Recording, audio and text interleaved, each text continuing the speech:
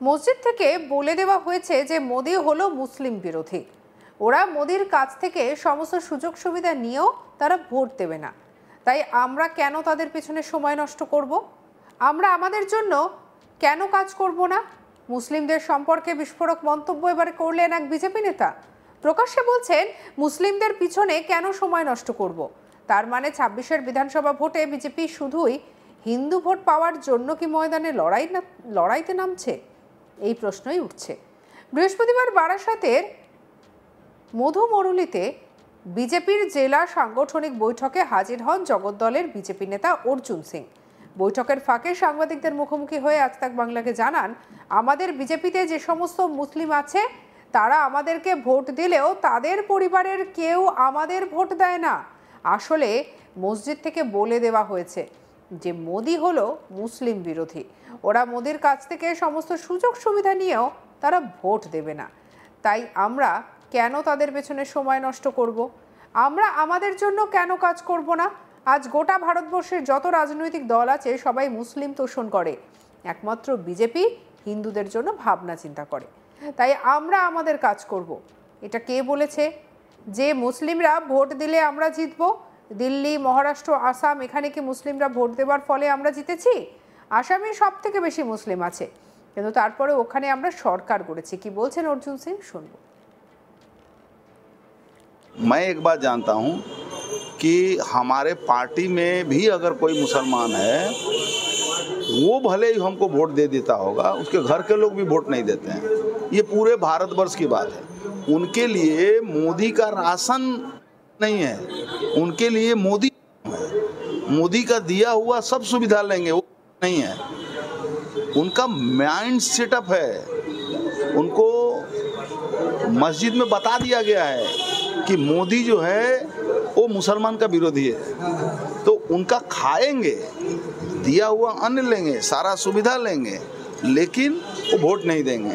तो भैया हम काहे वेस्टेज ऑफ टाइम है? हम अपने लोगों के लिए क्यों नहीं काम करें? आज पूरे भारतवर्ष में जितनी भी पार्टियां हैं वो सारे पार्टी मुस्लिम तोषण की पार्टी है। एकमात्र हिंदुओं के लिए आवाज़ उठाने वाली पार्टी है जिसका नाम है भारतीय जनता पार्टी। तो हम अपना काम करेंगे भैया। प्रधानमंत्री हैं, उनको सबको देखने का काम हो देखें। हम पार्टी मैन हैं, हमारा जो काम है हम करेंगे। तो मुस्लिम जिन लोग जो साथ नहीं देंगे तो चुनाव जो आपका वर्ष चुनाव है उसमें जीत पाएंगे? कौन बोलता है कि मुस्लिम के चुनाव जीतने से, वोट देने से हम जीतते हैं? महाराष्ट्र हमने मुसलमानों को वोट से जीता है। दिल्ली हमको मुसलमान एक भी वोट दिए हैं। आज बिहार में वोट हो रहा है, बिना मुसलमान का वोट हम जीतेंगे।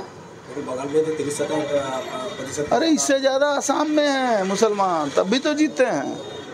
इससे कम महाराष्ट्र में नहीं है, तब भी हम जीते हैं। इससे कम दिल्ली में नहीं है, तब भी हम जीते हैं। क्या बात करते हैं? हमको 70 का 70 चाहिए, हमको 30 का एक भी नहीं चाहिए।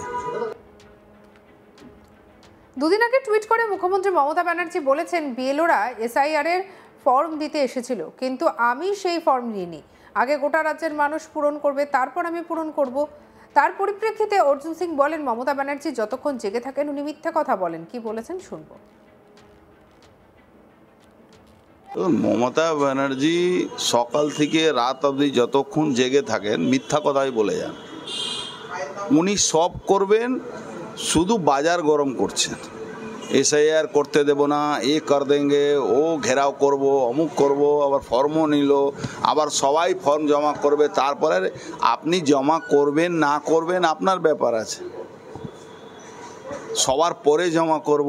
তার মানে একসেপ্ট তো কে এসআইআর আমি মানছি, তাহলে বাজার গরম করছেন কেন?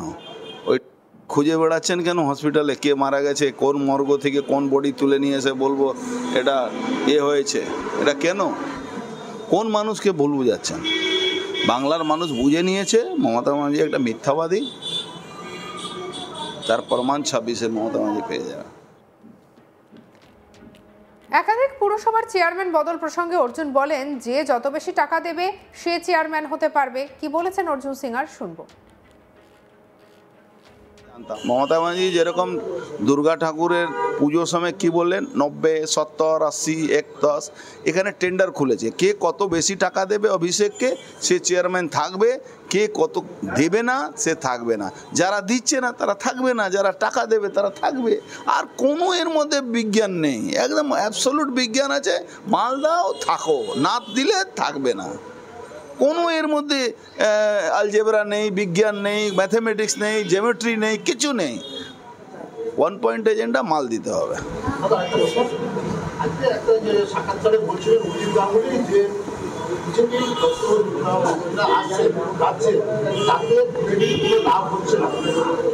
দেখুন, অভিজিৎ গাঙ্গুলি অনেক সম্মানীয় ব্যক্তি আছেন, অনেক সম্মানীয় মানুষ। রাজনীতি করা লোক বা বিজেপিকে বা যে কোনো রাজনৈতিক দল, এই যে আমলারা যখন দলে আসে নিজেকে অ্যাডজাস্ট করতে গেলে একটু সময় লাগে, এই জন্যে মাঝে মাঝে হতাশ হয়ে কোনো কথা বলে দেয়। এটা নিয়ে খুব কোনো পার্টির মানে খুব কোনো অসুবিধা নেই, উনি উনার কথা বলতেই পারেন, আমাদের পার্টি ফ্রিডম আছে। ওটা তো মমতা ব্যানার্জি দল নেই কি আজকে কোনো বিরুদ্ধে বলে দিলে পরের দিনই রাস্তা থেকে সিকিউরিটি তুলে নেবে, পরের দিন তার নামে 4টে FIR হয়ে যাবে। এটা তো তৃণমূল কংগ্রেস করে, এটা বিজেপি করে না। মসজিদ থেকে বলে দেওয়া হয়েছে যে মোদি হলো মুসলিম বিরোধী, ওরা মোদির কাছ থেকে সমস্ত সুযোগ সুবিধা নিয়েও তারা ভোট দেবে না, তাই আমরা কেন তাদের পেছনে সময় নষ্ট করব, এমনটাই মন্তব্য এবারে করেছেন অর্জুন সিং। কি বলেছেন শুনবো। मैं एक बात जानता हूँ कि हमारे पार्टी में भी अगर कोई मुसलमान है वो भले ही हमको वोट दे देता होगा, उसके घर के लोग भी वोट नहीं देते हैं। ये पूरे भारतवर्ष की बात है। उनके लिए मोदी का राशन नहीं है, उनके लिए मोदी का दिया हुआ सब सुविधा लेंगे, वो नहीं है। उनका माइंड सेटअप है, उनको मस्जिद में बता दिया गया है कि मोदी जो है वो मुसलमान का विरोधी है, तो उनका खाएंगे, दिया हुआ अन्न लेंगे, सारा सुविधा लेंगे, लेकिन वो वोट नहीं देंगे। तो भैया हम काहे वेस्टेज ऑफ टाइम है, हम अपने लोगों के लिए क्यों नहीं काम करें।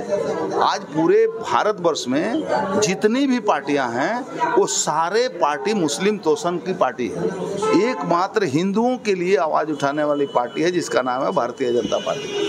तो हम अपना काम करेंगे भैया, प्रधानमंत्री हैं उनको सबको देखने का काम हो देखें, हम पार्टी मैन हैं, हमारा जो काम है हम करेंगे। तो मुस्लिम जिन लोग जो साथ नहीं देंगे तो चुनाव जो आपका में वर्ष चुनाव है उसमें जीत पाएंगे। कौन बोलता है कि मुस्लिम के चुनाव जीतने से वोट देने से हम जीतते हैं। महाराष्ट्र हमने मुसलमानों को वोट से जीता है, दिल्ली हमको मुसलमान एक भी वोट दिए हैं, आज बिहार में वोट हो रहा है, बिना मुसलमान का वोट हम जीतेंगे। সঙ্গে রাখুন আজ তাক বাংলার ইউটিউব চ্যানেলকে লাইক, কমেন্ট, শেয়ার, সাবস্ক্রাইব করতে ভুলবেন না।